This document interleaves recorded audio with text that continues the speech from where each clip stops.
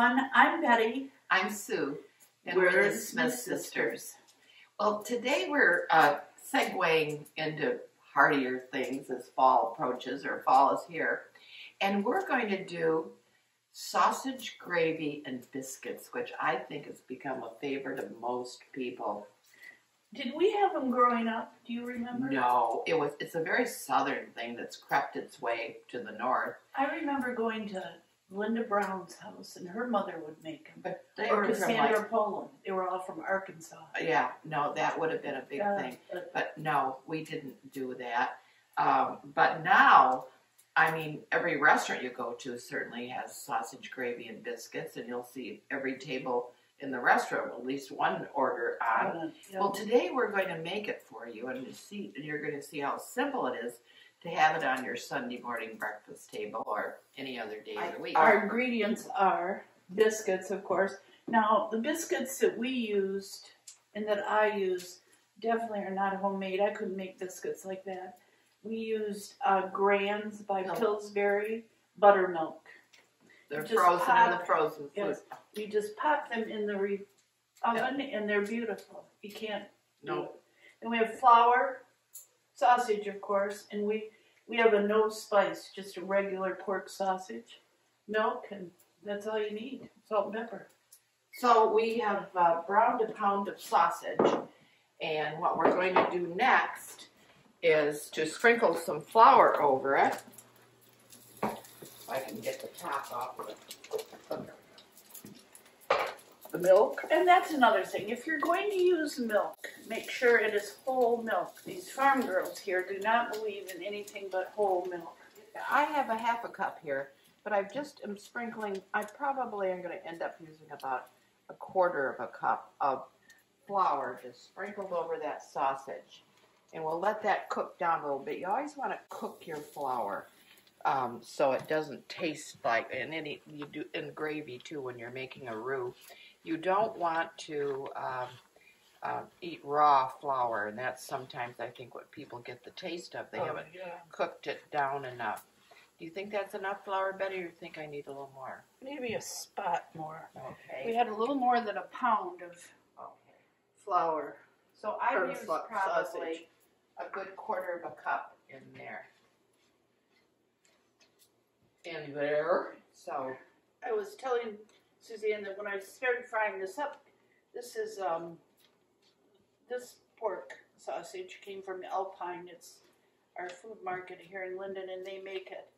But it's not a real fatty, greasy sausage. And so I had to add a little butter. Oh, isn't that a darn shame? She added a little bit real butter to it, just to give it a little grease and then a little bit more flavor, I'm sure. So shall I start putting in some milk? I think it's been cooked up enough? I think so. Yeah, okay.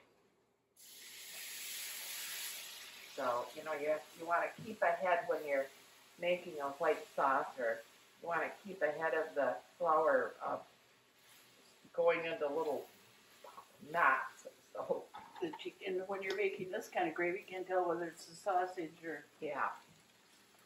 Just keep, and then let it thicken. Let it thicken. The flour is doing its work. Let it thicken a little bit where we pour more into it. And while giving you a little helpful hint here, which I haven't done in a while, but while I was chopping up this is what I used to chop it up with. Oh my gosh. From Pampered Chef. Pampered Chef. It is and the you twist and turn and twist, and it chops that right up. Chops all meat, hamburger for chili or soups. It is such a good gizmo. I think you can get them other than Pampered Chef now, but I don't know that, and I don't want to hurt the Pampered Chef people. They have so many good products.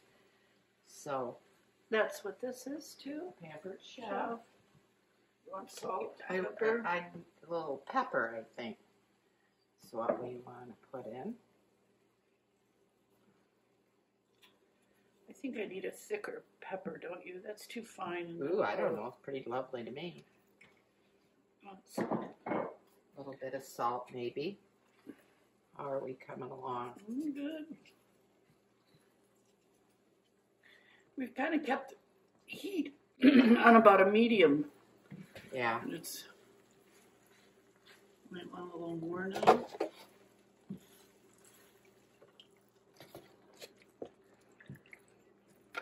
So I'd let this cook down a few minutes, right? Mm-hmm.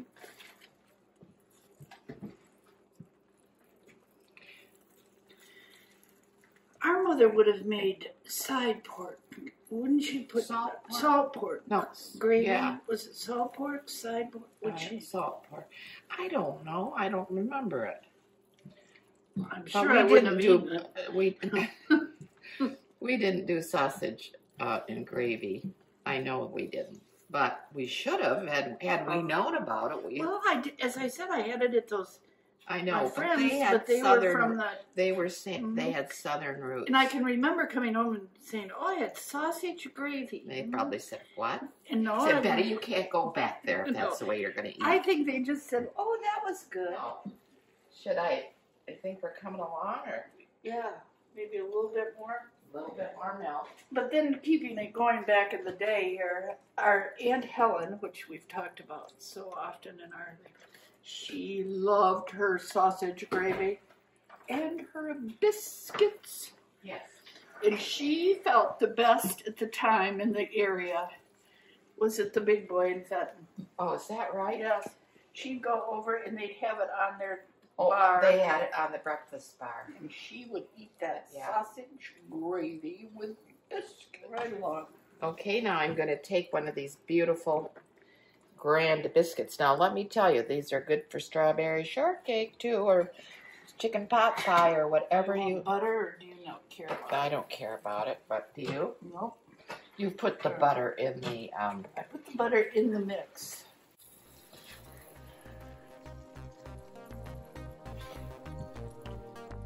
Probably could have loosened it up even a bit more. You think so? Oh. This is good. There we go. Looks good. Looks delicious. Good, looks Yeah. good.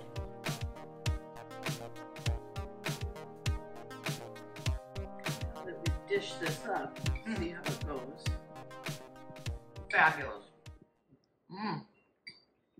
Very good, if I do say so myself. Well, I hope you enjoyed this episode, and please try biscuit and gravy, which is really very easy. You buy the frozen biscuits, the Buttermilk, Pillsbury frozen biscuits, the gravy, flour, milk. Done. Good morning. Breakfast is ready. I'm Betty. I'm Sue. We're the Smith sisters.